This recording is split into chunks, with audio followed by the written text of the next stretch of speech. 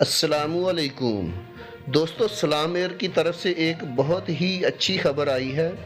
मेरे वो भाई जो लोग ईद पे पाकिस्तान का सफ़र करना चाहते हैं या पाकिस्तान से ओमान आना चाहते हैं, जिन लोगों को अप्रूवल लेटर मिल चुका है वो लोग अब ओमान आ सकते हैं। उनके लिए सलाम एयर ने अभी अभी अपने ऑफिशियल ट्विटर अकाउंट पे फ़्लाइट्स का ऐलान किया है। सलाम एयर ने इस्लामाबाद और लाहौर के लिए 2 फ़्लाइट्स का ऐलान किया है। सलाम एयर के मुताबिक पहली फ़्लाइट 30 जुलाई की है, जो मस्कत से इस्लामाबाद और इस्लामाबाद से मस्कत जाएगी।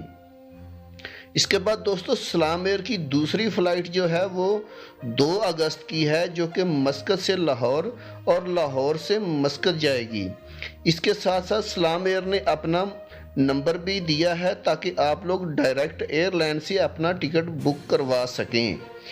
दोस्तों, वीडियो बनाने का मकसद आप लोगों की रहनुमाई करना है। वीडियो अच्छी लगी तो लाइक करके चैनल को सब्सक्राइब ज़रूर कर दीजिएगा ताकि आने वाली इन्फॉर्मेटिव वीडियोज़ बर वक्त आपको मिल सकें।